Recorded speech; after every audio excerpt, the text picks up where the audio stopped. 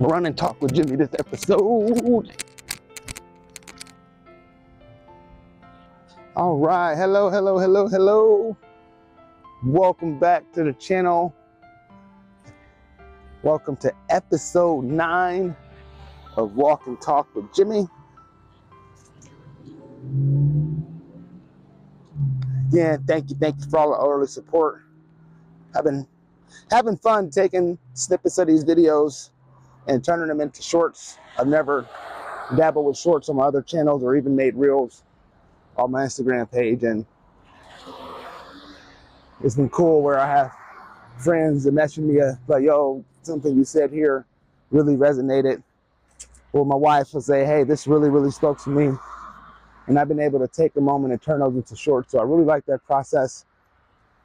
And I would love to expand that. So if there's something that really resonated with you as you watch these videos, feel free to drop me a message. But I haven't really thought about what today's video, what the topic was going to be about. Last episode, I talked about that ability to lead with trust. And I guess when you're thinking about trust, it's really hard not to talk about vulnerability. And I don't know if this is right or wrong. This is just something that I think about and how I've always perceived it. But I find it really hard to be vulnerable if you don't have a high level of truth with yourself. And I also find it hard to be vulnerable if you don't have a high self-esteem or a lot of self-love. Because being open and having a level of vulnerability, you have to be comfortable and know that people are going to accept you for who you are.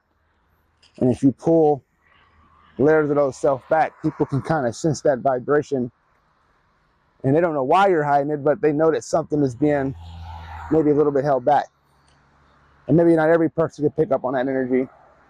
There's definitely those out there that can.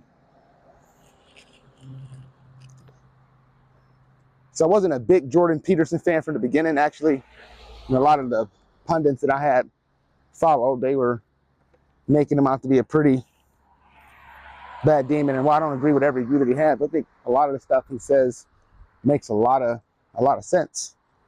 And one of the things Jordan Peterson is really big on is always tell the truth. There's times to think things out loud, but it is really important to always tell the truth. And that starts with being able to tell the truth to yourself.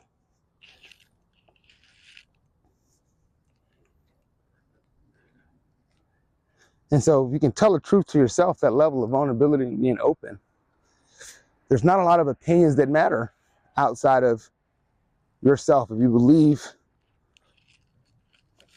that you can accomplish something, we've talked about this, removing that doubt, coming from a really high sense of self. But we're no different from each other. Like, we have the same access and we can do a lot of the same things with the right level of focus and the right level of belief. And belief requires a little bit of vulnerability. It requires to put a thought out there that you're not sure that everybody's going to agree with, but you don't know that that thing you've been holding on to can resonate with a lot of people. But often think that there's so many lessons that we can learn from each other, from our successes and our failures. And good evening, how y'all doing? All right, how you doing? Doing good. And in today's social media world, we're really good at talking about our successes. But what about our failures? And there's some really great resources. Last episode, I talked about Stephen Bartlett. He's definitely interviewed some very significant people, contributors to society, and they've been open and candid in talking about their failures. But you don't hear a lot of people talking about them on the way. And what I was hoping to do when we started this channel was really encourage people to believe in themselves and I don't even want to say take risks, because that's assuming that it's not going to work out, but you're capable of doing anything you want. And I think that's place of being vulnerable and putting yourself out there because your belief is so strong is a really, really great place. It's a really great place to be. I've definitely have tried and failed at a lot of different things. And I don't even like to say tried and failed. I've tried and learned. So this is technically, if you want to be super technical, my 4th attempt at a YouTube channel. I did one just as my personal account that I used to watch the videos in, but I was posting myself playing some piano, music videos, was never really expecting any traction. And I'll be honest, I was actually quite happy if they wasn't really viewed that much. And I'm sure that they still exist. I posted a couple dance videos, some funny videos a decade ago. Then my kids hijacked that channel and started posting all their Minecraft games on it. My first watch review channel was on a different channel. And actually that video, I got a lot of good feedback, but also got a lot of constructive feedback. That video is still going. It's been viewed about 35,000 times in like 5 years. So not like a crazy viral video or anything, but it's a 20-minute video on the Hoffman watch. And my camera angles wasn't good, my fingernails were dirty, and so I was saying all over the place. I didn't have a really good cadence. I wasn't prepared, and so got a lot of great first attempt. Keep it up. Hey, this was really good. Here's what sucked. And I know they say don't read the comments. I personally love the smoke. Like, I like the feedback, and I've gotten pretty good at taking the meat and leaving the stuff that I don't need. People are always going to have opinions, but I actually found a lot of valuable insight, improved my audio quality, improved my lighting, very conscious about making sure my fingernails are short. So people don't want to see that when you're holding the watch and doing macro photography. So I learned a lot and actually got really, really good at the video editing process. And so when I started my 3rd channel, Jimi Time, I just changed the name to Jimi Time. It was J-Wo Studios for a long time. My like to dislike ratio has been really, really high. And like my production value in my videos got so much better. But each time I was telling myself, hey, I'm going to grow this channel. First time I didn't have any aspirations. But with the Jimi Time channel, I haven't put out a lot of videos, about 50, not even 50. I haven't even hit 50 videos on that channel yet. It's about 40 videos over 4.5 years. And it's been cool to see that channel about 1,600 subscribers, spread out from all over. And some videos that's done 25, 30,000 views in it's a handful of months. And it's just talking about watches. And the feedback definitely inspired me to think about doing this channel. I've actually found the editing process of doing these videos really therapeutic. And it's a space for me to be vulnerable and share, what I've learned, share, where I've made mistakes at. And when I first started YouTube, it was like, oh, this thing's gonna be pretty easy.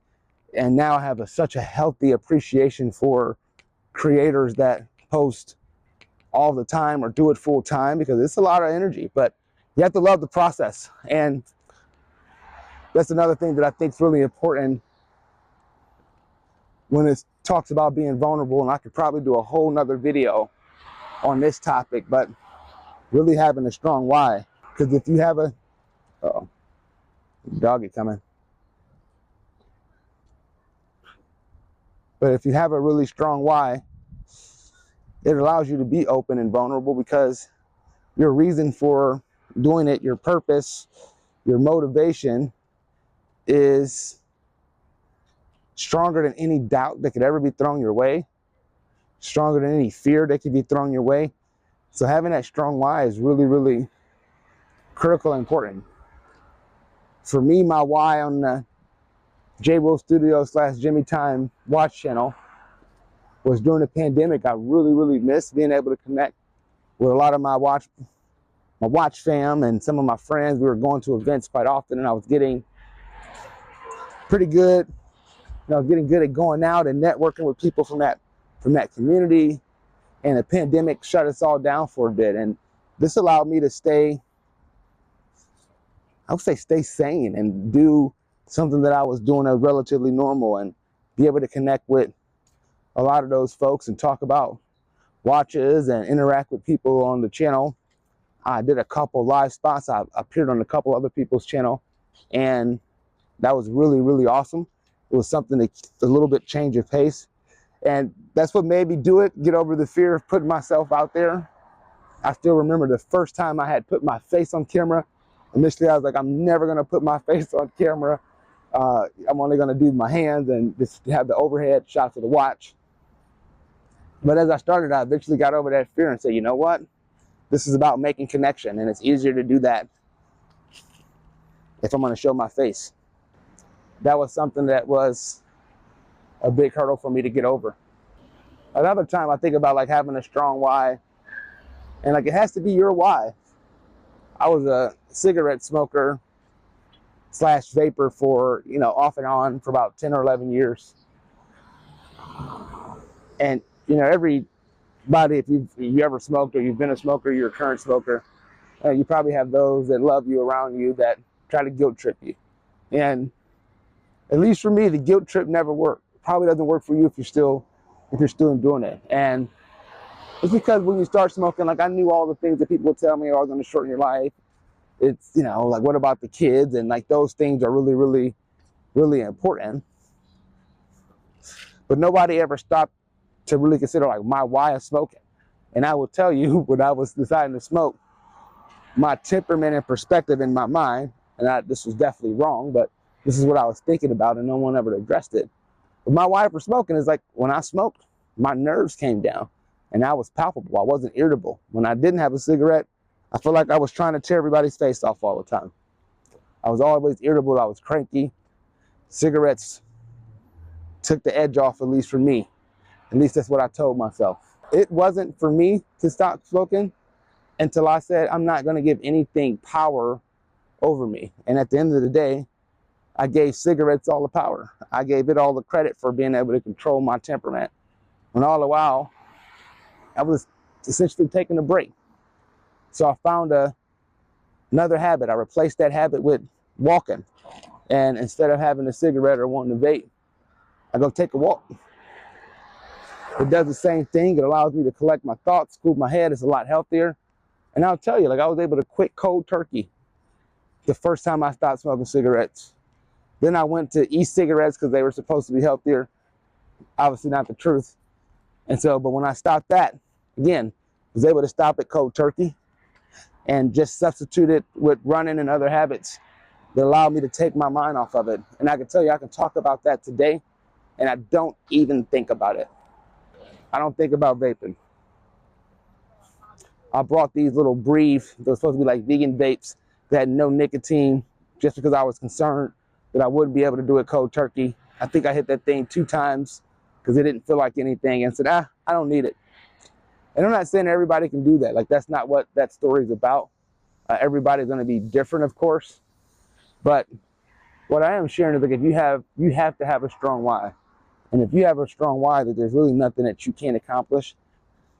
And that does allow you to be really vulnerable and open to sharing your journey, allowing you to be open to share your successes and your failures, because I find that sharing your failures is also very helpful in helping inspire other people. So that is really all I had on my mind today. Not going to double click too much on this one. I didn't really know what the subject is going to be. This is a really nice day. It had been raining all day and it was a little bit stuffy, but the sun is down and it's cooled down. And so it was just a really nice day to take a walk. Coming up to one of my favorite areas. If anything resonated in the video, you know what to do. Please hit that like button, subscribe, slap that bell icon as we continue to grow this channel, and share it if something really resonated. But I will see you all soon.